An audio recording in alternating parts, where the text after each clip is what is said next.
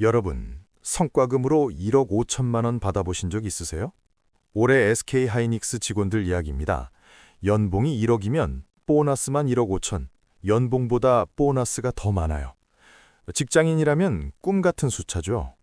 근데요, 이 정도를 주어도 인재들이 떠나고 있습니다. 오늘은 이 이상한 이야기를 해볼게요. 한국 반도체가 지금 역대 최고 전성기를 보내고 있거든요.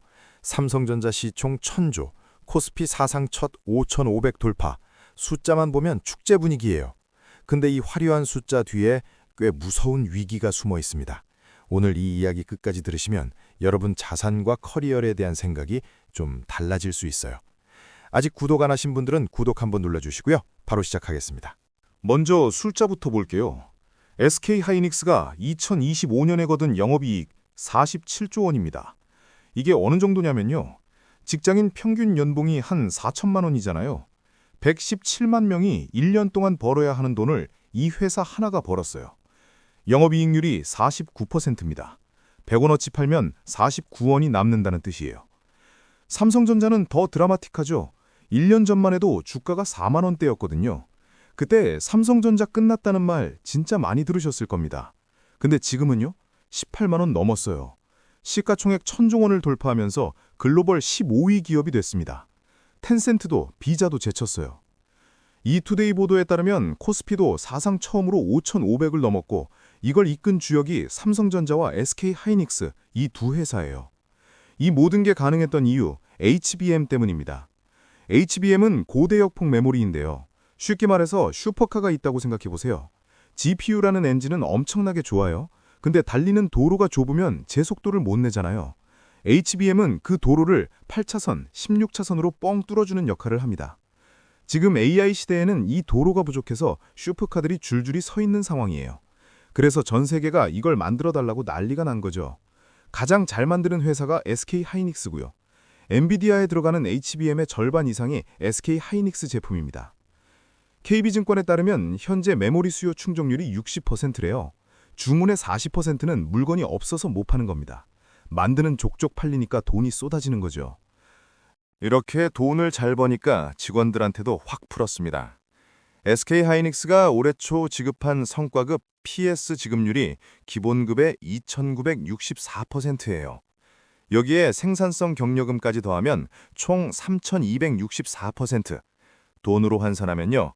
연봉 1억 원 받는 직원 기준으로 성과급만 약 1억 4,820만 원입니다. 연봉보다 보너스가 많아요. 연합뉴스에 따르면 이게 가능해진 건 작년 9월 노사 합의 때문이에요. 기존에 기본급 1000%로 묶여있던 상한선을 완전히 없앴거든요. 대신 영업이익의 10%를 통째로 성과급 재원으로 쓰기로 했고 이 기준이 10년간 유지됩니다. 그러면 삼성전자는 어떨까요? 반도체 부문 성과급이 연봉의 47%예요. 전년 14%보다는 많이 올랐죠. 근데 SK하이닉스가 연봉의 148%를 받았잖아요. 같은 슈퍼사이클인데 격차가 3배가 넘습니다. 삼성전자는 성과급 제도 자체가 연봉의 50%까지만 줄 수 있게 설계되어 있어요. 구조적인 한계가 있는 거죠. 이러니 삼성전자 안에서 분위기가 심상치 않습니다.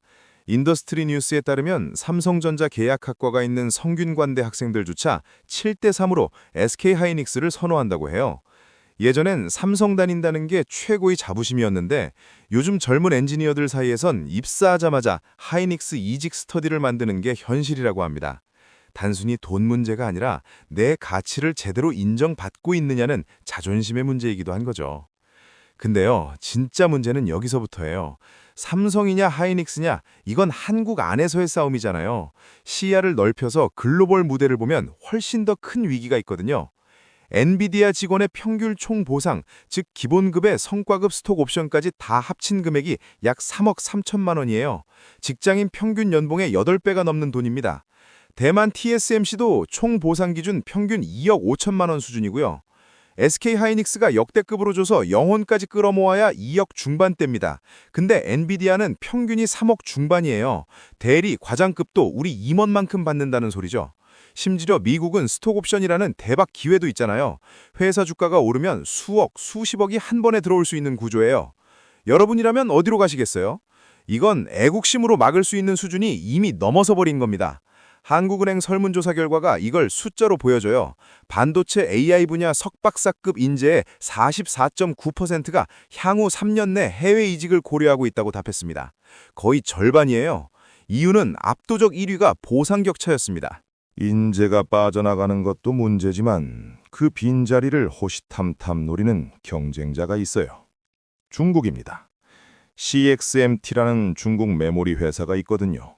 아직 이름이 낯설 수 있는데 이 회사가 무섭게 올라오고 있어요.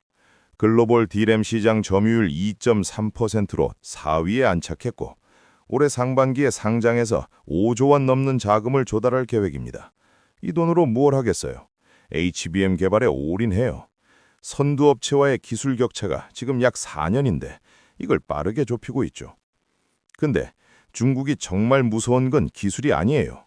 기술은 돈으로 살 수 없어도 기술자는 돈으로 살 수 있다는 전략입니다. 중국 과학원이 반도체 인재한테 제시하는 조건이요.